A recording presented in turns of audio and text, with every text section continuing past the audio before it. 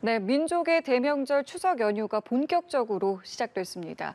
여야의 대치 속에 추석 민심의 향배가 주목되고 있는데요. 오늘 두 분과 함께 정치권 소식 짚어보도록 하겠습니다.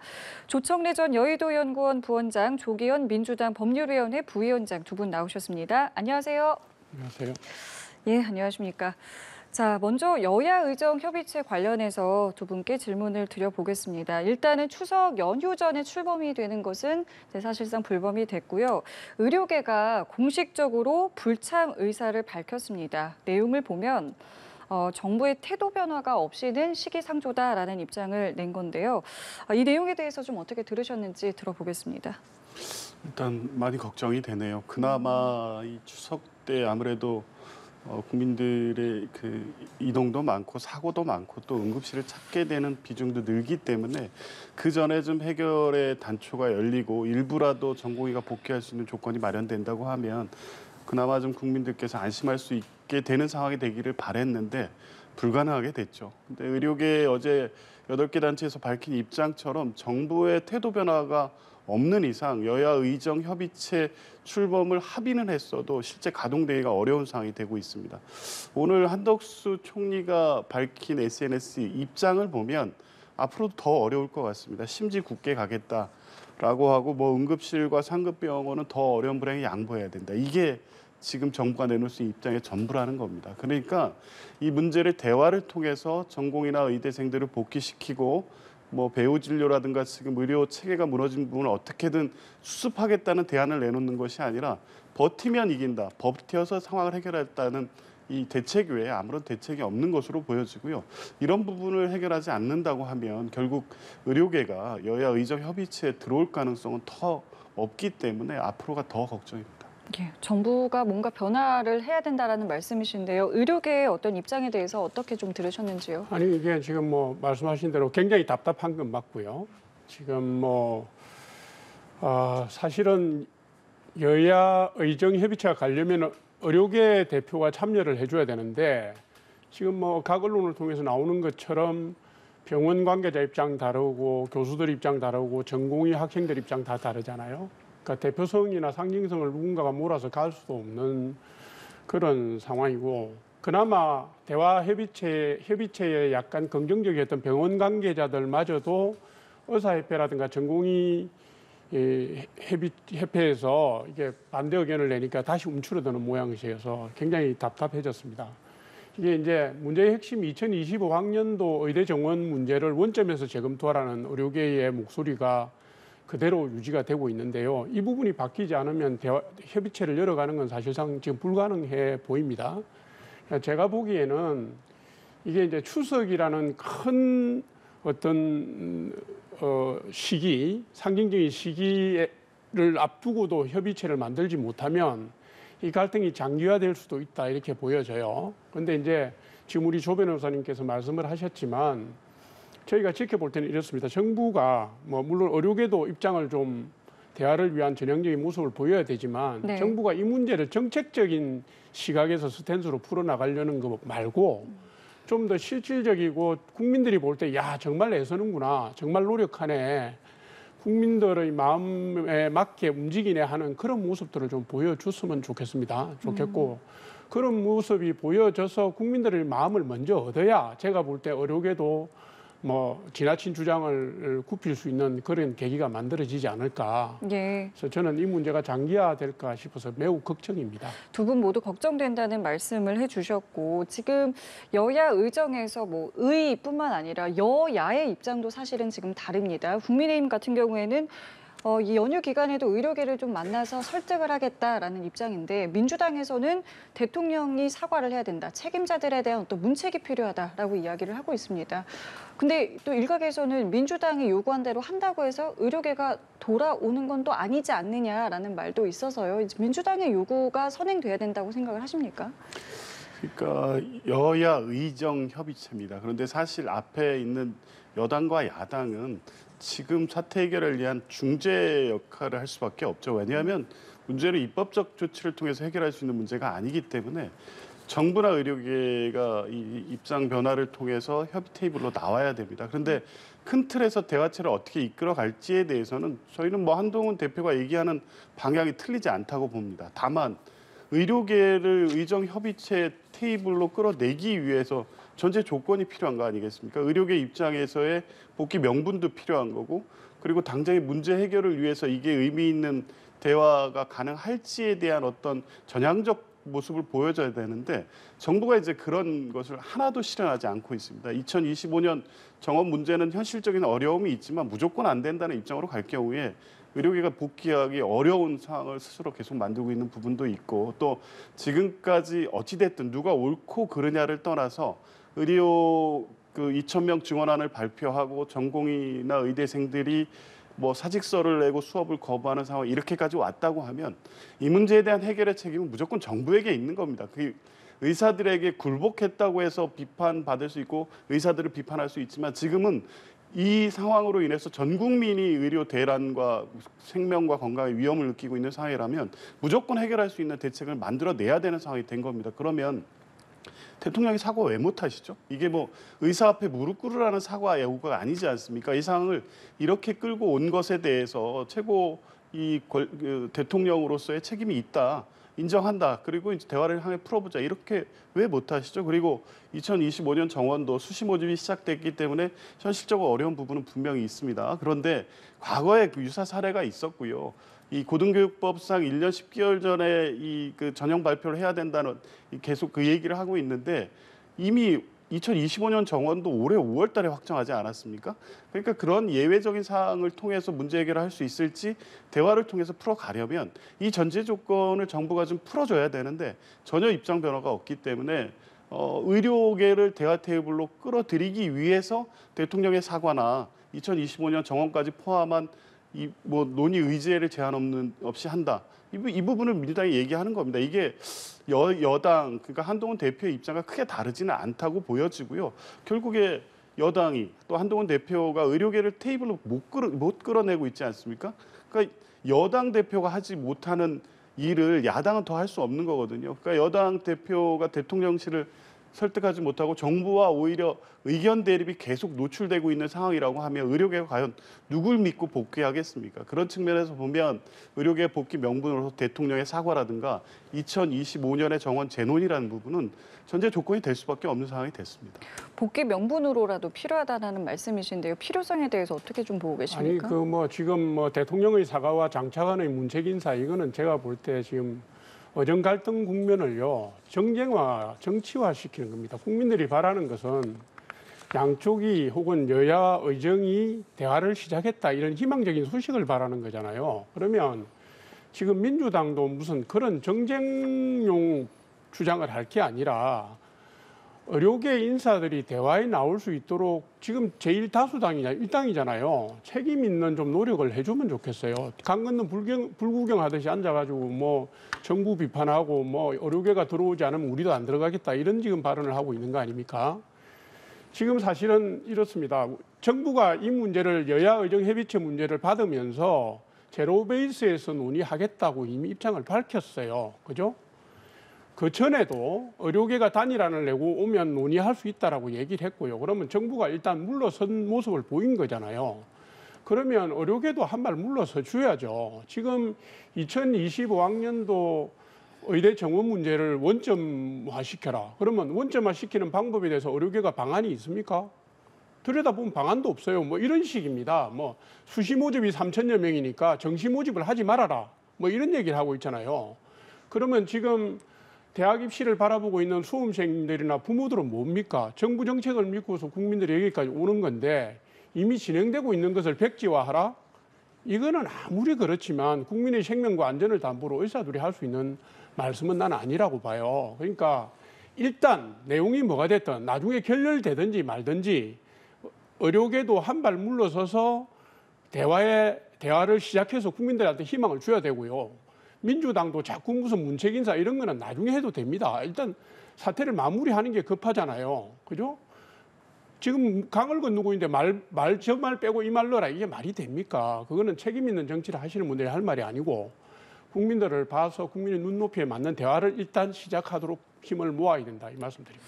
알겠습니다. 주제를 바꿔볼게요. 도이치모터스 주가 조작 사건 항소심에서 이 속칭 이제 쩐주라고 하는 이제 손모 씨의 방조 혐의가 인정이 됐습니다. 자, 이렇게 되면서 야당에서는 김건희 여사의 특검에 대해서 필요하다라는 주장을 점점 더 목소리를 높이고 있는데 어떤 이유 때문인지 먼저 좀 들어보겠습니다. 이번에 그 도이치모터스 주가 조작 항소심 판결로 특검의 필요성이 더욱 분명해졌습니다.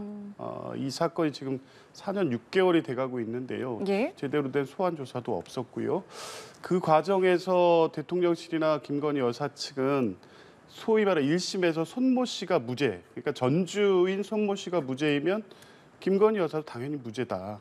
그래서 뭐 그 문재인 정부 시절에 수사를 했지만 그렇기 때문에 혐의가 없어서 뭐 기소를 안 하고 있는 것이다. 이렇게 하면서 지금까지 끌고 왔는데 사실은 국민 여론이 두려웠기 때문에 어떤 처분을 할 수가 없었던 거죠. 이미 사실상 내부적 결론은 불기소 방향으로 정해놓고 여론을 보고 있다가 지금 사실은 항소심에서 기소를 안 할 수 없는 상황이 됐습니다. 그런데 과연 검찰에게 이 도이치모터스 주가 조작 사건의 김건희 여사에 관련한 수사를 맡길 수 있겠습니까? 지난 4년 6개월 동안 이 사건을 끌고 온 과정을 보면 결국 특검으로 할 수밖에 없다는 게 분명해진 거고요.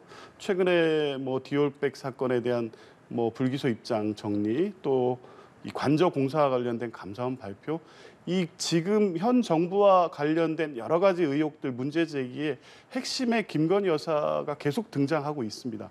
이 부분 특검 이 지금 민주당이 제출한 특검 법안의 수사 대상에 다 포함이 돼 있는데 감사원 최근에 발표된 감사원 결과 또 디올백 사건에 대한 검찰의 어떤 이 의견, 처분 결정으로 가는 과정 이런 거를 보면 이 검찰이 공정한 수사를 통해서 제대로 된 결론을 낼 수 없다는 게 분명해졌기 때문에 특검의 필요성은 더 확실해졌고 그렇기 때문에 이제 구체적으로 특검을 실행할 수 있도록 해야 된다는 주장을 하고 있는 것이고요. 국민 대다수의 의견도 그와 같다고 보고 있습니다. 예, 의견 듣겠습니다. 아니 뭐 다시 말씀드리지만 이건 뭐 윤석열 대통령과 김건희 여사가 결혼하기 전의 일입니다. 2010년 전후에 있었던 일이고요. 문재인 정권 때 문재인 정권의 검찰이 탈탈 털어가지고 기소조차도 못한 사건이라는 거 다시 제가 말씀드리고요. 이번에 이제 항소심에서 사법적 영역 판단의 과정에서 주가 방조 혐의, 주가 조작 방조 혐의라는 항목이 다시 돌출해서 손모 씨가 지금 유죄 판결을 받았다. 이게 지금 주목을 끌고 있는 거 아닙니까? 이거는 제가 볼 때는 사법 영역에서 이미 재판이 진행 중인 상황이기 때문에 사법적 다툼으로 가면 되는 겁니다. 지금 이제 말씀하신 것처럼 검찰이 이 대목은 짚고 넘어가겠습니다. 검찰이 4년 가까이 되도록 이 부분에 대해서 무혐의를 하면 무혐의를 하든지 아니면 다툴 내용이 있으면 사법적으로 다툴 준비를 하고 자세를 보여줘야 되는데 이걸 묵히면서 오히려 의혹이라든가 정치적 공세를 받을 수 있는 여지를 제공한 측면이 있어요. 그거는 제가 볼 때 검찰도 그 책임으로부터 자유로울 수 없다고 보는데 어쨌든 재판이 진행 중이고 사법 절차가 진행 중인 사항을 민주당이 특검하자 그러면 이게 말이 맞는 겁니까? 저는 그건 아니라고 봐요. 지금 사법 차원에서 다툴 건 사법 차원에서 다투고 그다음 문제로 정치적으로 다룰 문제가 있는지는 그다음 문제입니다. 민주당이 성급하다, 시기에 맞지 않다 이 말씀 드리고 그리고 이제 추석 앞두고 지금 이게 불거져 나왔는데 이게 국민들이 볼 때는 몇 년 동안 기가 따갑게 언론을 통해 듣고 있는 내용입니다. 그러면서도 어떤 면에서는 참으로 이해하기 힘든 측면이 있는 법률적인 용어가 왔다 갔다 하는 것이기도 하기 때문에 사실은 이번에 항소심의 판결에 새로운 내용은 없습니다. 주가 조작 방조와 관련된 이거 하나 있는 건데 그래서 제가 볼 때는 이게 국민들의 지속적인 관심이나 논란 대상이 되기는 어렵다. 이미 사법 절차에 들어가서 과정 관리를 하고 마무리 수순으로 가고 있다 이렇게 보고 있습니다. 알겠습니다. 자, 그리고 어제 나온 여론조사 결과를 좀 함께 보겠습니다. 이번 주 초에 조사한 내용이고요. 보시는 것처럼 대통령의 지지율이 취임 이후 역대 최저치로 떨어졌습니다. 국민의힘 지지율 역시 함께 좀 떨어졌고요. 추세를 보면 대통령의 지지율이 좀 계속해서 좀 떨어지는 추세와 흐름을 좀 볼 수 있는데 이러한 여론의 흐름을 좀 어떻게 분석하고 계시는지요? 어느 정도 예측이 가능했던 상황입니다. 원래 최근 총선 이후에 20%대에서 횡보를 하고 있었고요. 그래서 이제 관건은 대통령의 국정 운영에 변화를 주느냐. 그러면 이제 민심의 어떤 변화가 있을 것으로 봤는데 오히려 지금의 의료 대란을 초래하는 데 있어서 아무 대책 없이 지금 상황을 지금 이렇게 악화시켜 온 부분, 또 추석 앞두고 뭐 모든 국민들이 실감하셨겠습니다만 물가, 또 민생, 경제 뭐 하나 제대로 돼가는 게 없습니다. 20% 지지율도 많이 나왔다고 얘기하는 사람도 있습니다. 그러니까 이제 이후에 아마 추석 이후에는 최근에 제기된 김건희 여사 관련된 여러 이슈들이 밥상 민심에서 또 얘기가 될 거고 이러면 더 낮아질 가능성도 높은데 전환의 계기가 없는 게 대통령실과 대통령께서는 여론조사에 일희일비하지 않겠다는 얘기를 계속 해오십니다. 이게 걱정입니다. 민심을 안 듣고 도대체 어떤 정치를 하고 있는지 이해할 수가 없고요. 그래서 이제 이 상황이 악화되고 있는 건데 지금 국정 방향이 맞다는 이 확신 그리고 진정성 있게 국정을 추진하고 있기 때문에 언젠가 국민들이 인정해 줄 것이다라는 이 착각 이게 계속되는 한 지지율은 계속 추락할 수밖에 없고요. 특히 이번에 뭐 추석 인사에서 다시 등장하셨습니다만 김건희 여사 관련된 뭐 행보들 이게 나올 때마다 지지율은 계속 떨어질 수밖에 없는 상황이 됐습니다. 대전환, 국정 운영의 대전환이 필요한 시점인데 대통령과 김건희 여사의 생각이 거기에 가 있지 않은 것 같아서 아마 이후의 지지율은 지금보다 더 참담한 수준으로 떨어질 수도 있다 이런 말씀드리고 싶습니다.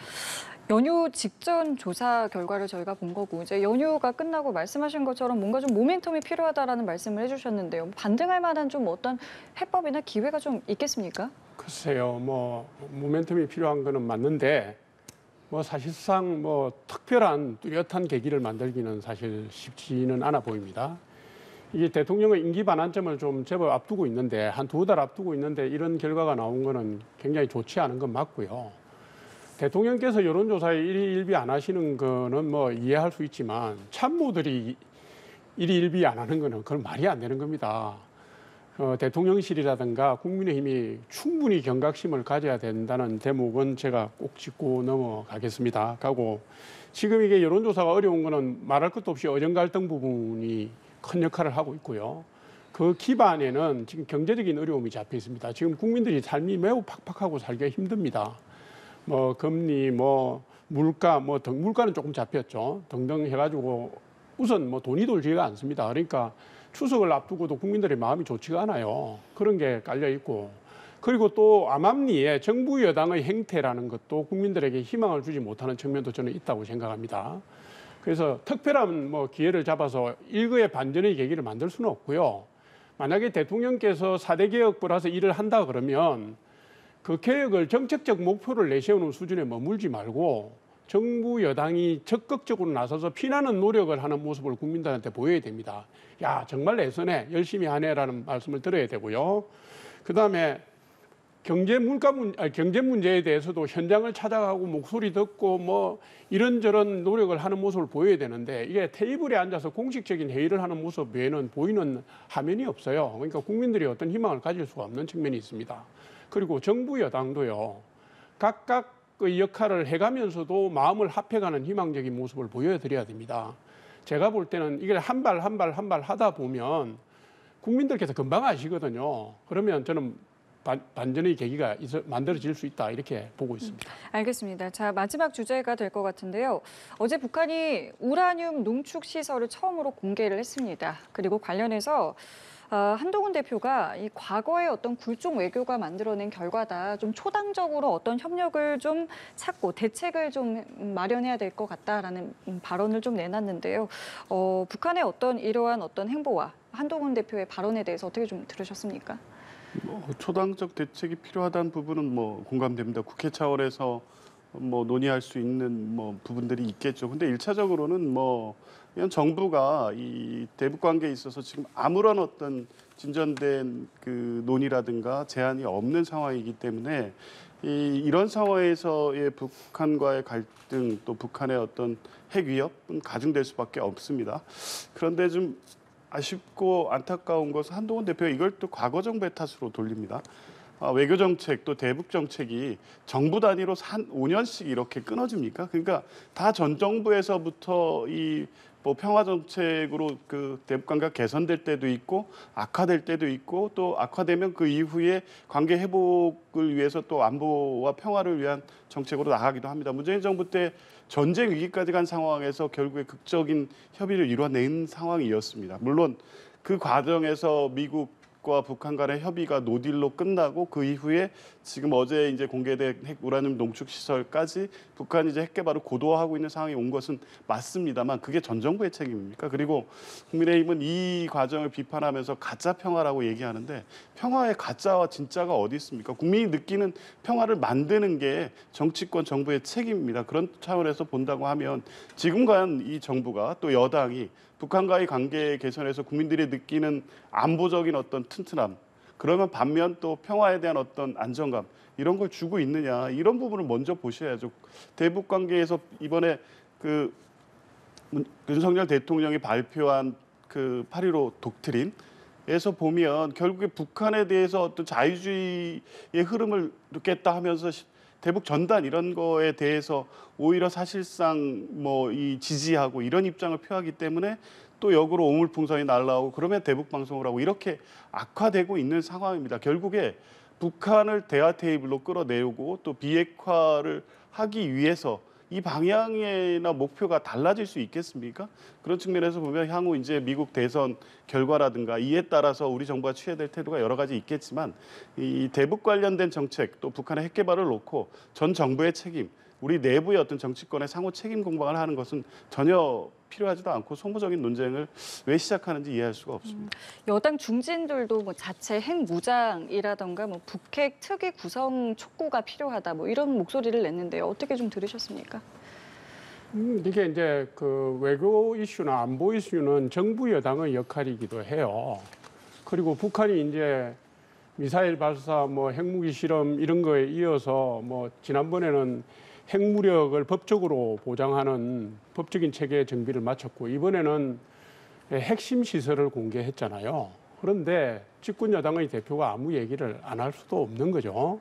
그런데 이제 사실은 이 북한이 핵무력을 완성해 나가는 과정이 민주당의 집권 시기하고 교묘하게 결합돼 있어요. 그 시기에 문재인 전 대통령은 북한은 믿어도 된다고 오히려 북한 대변인 역할을 자처하셨고 민주당이 집권 여당일 때 집권 여당의 책무 중에 하나인 안보 이슈를 제대로 드라이브하지 못했기 때문에 상황을 이렇게까지 만들어지도록 방조한 책임이 있는 겁니다. 그 점을 지적한 것이고요. 그리고 그 점에 대한 경각심을 가지고 한반도 문제를 풀어나가야 된다는 수준의 문제 제기를 한 거라고 저는 봅니다. 지금 이제 한국은 남북 관계가 대화로 풀릴 수 있는 그런 관계가 아닌 지경에 왔습니다. 분명히 말씀드리면 정전협정의 당사자이기 때문에 여기는 지금 말하자면 전쟁 중인 국가하고 비슷한 거예요. 그런데 힘에 의한 평화의 논리를 자꾸 부정하는 것은 오히려 이해가 안 가잖아요. 그래서 그 점에 대한 부분을 짚고 넘어가는 것이고 그 점에 입각해서 윤석열 정부가 대북 정책을 풀어나갈 수밖에 없다라는 당위성을 말씀하신 것이고요. 국민의힘 구성원들도 다 똑같은 생각을 하고 있는 거라고 봅니다. 예, 알겠습니다. 오늘 두 분 말씀은 저희 여기까지 함께하도록 하겠습니다. 지금까지 조청래 전 여의도연구원 부원장, 조기현 민주당 법률위원회 부위원장과 함께했습니다. 두 분 감사합니다.